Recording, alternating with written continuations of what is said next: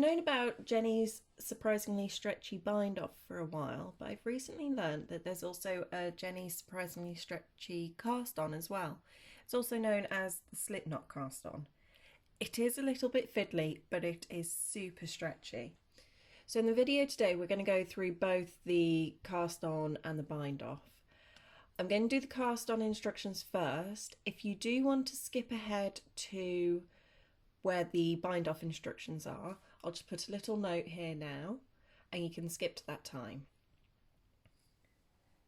So this is our cast on edge and this is our bind off edge. You can see the cast on is super duper stretchy and so is the bind off. Both really stretchy. They don't match each other in appearance, but they do in stretch. So for this, you only need one needle. You don't need to use two, it's one needle bind on. It works best on a smoother yarn. If you're going to use a coarse wool or a textured kind of boucle yarn, it's not going to work. You need something that can glide past itself quite nicely. Sock yarn, absolutely brilliant, nice and smooth, and this cast on method, is perfect for if you're starting socks at the top of the cuff. So first of all, we're going to do a normal slip knot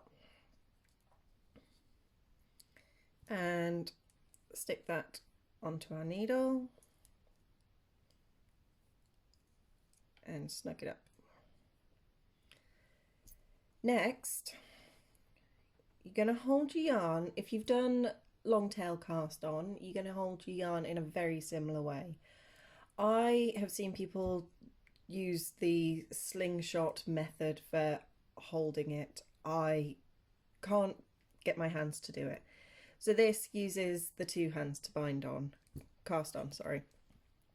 So first of all, you go around your thumb. So I find it easier with my thumb. I go from the front of my thumb around the back, the yarn is. Keep hold of your stitch on your needle. Try to work quite close to the tips because you need to make sure that all these little loops you do snug up to each other. Then you're going to go through from below to above. And just like with long tail, where we now take the long tail and wrap round, we're not using the long tail, we're using the ball end. What we'll do, if we can focus, is with that ball end, wrap it around your needle, slip that one over your needle. Remember to keep hold of these, because what you're going to do now, this stitch is going to tighten up by sliding underneath your finger. And you've done a second slip knot. So again, from the front round to the back of your thumb, needle goes from below, take your ball end around your needle, slip it from over your thumb, keep it tight and let it slide. And this is why a boucle yarn or a woolly yarn wouldn't work, because it really needs to be able to slide. Again, try to keep your stitches quite close to one another and slide.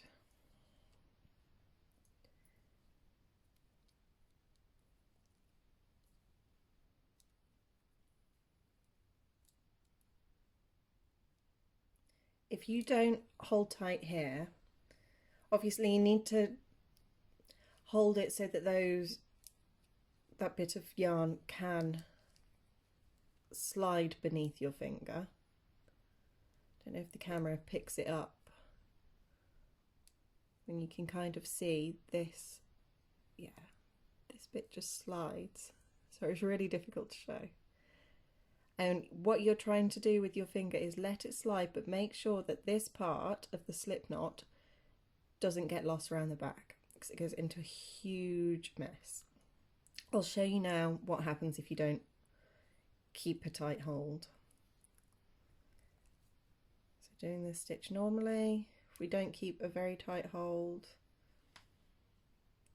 it's not worked.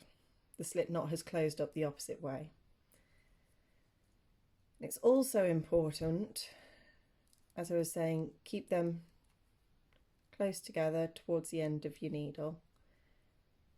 It's also important to make sure that you are really aware of doing that. If you are down here and you're working up here and pull, that slip knot only slips this way. It's not going to close up here and you'll end up with a massive loop. It may look fancy, you never know, give it a go, see if you can get a nice lacy cast on or something. But if that happens, just slip it off and do your next one. To me, it feels like really alien. It feels as if it shouldn't be a really stretchy cast on method. Sorry. Only, I suppose, because these slip knots are so rigid within themselves, but it is so stretchy. And cast on a few more. It's a longer process than most other cast on methods. It is a little more fingers and thumbs, but put your time into it and that cuff on your sock is going to be so much more comfortable. Okay. So I've cast on a few. You can see they do look like little slip knots just sat below the needle. And again, that's the back. So it's really quite neat. Do practice it. Don't just go straight into your project doing it. Do practice it because there is a knack to it. So I'll knit this bit up and we'll go into doing Jeny's Surprisingly Stretchy Bind Off. So now for Jeny's Surprisingly Stretchy Bind Off. Oops. I have knitted up from the cast on edge and now we're ready to bind off. So to do this, first of all, we knit the first stitch completely normally and pop it off. Then we're going to do a reverse yarn over. It's really important to do a reverse yarn over as opposed to going that way around. We're going this way around. I'll show you after why it's important. And then we're going to knit the next stitch completely normal. Now we have 3 loops. We've got a stitch, a yarn over and a stitch. And what we're going to do is we're going to pick up the yarn over. You can do it both at the same time or one at a time. Pick up the yarn over and bring it over the stitch, and then our first stitch, pick it up and bring it over. And then another reverse yarn over, knit the next stitch, pick up and over, reverse yarn over, knit the next stitch. Sometimes my needle picks up both, sometimes it picks up one. It really doesn't matter.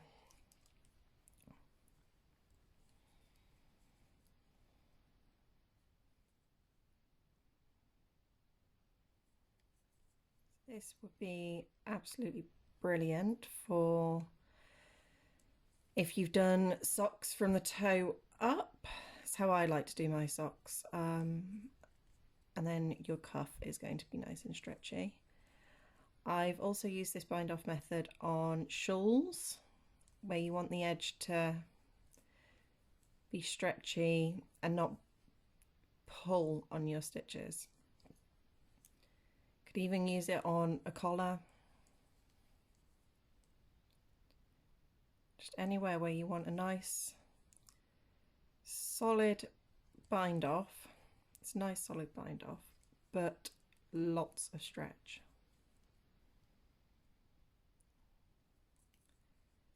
So we're on our last reverse yarn over again, knit the last stitch,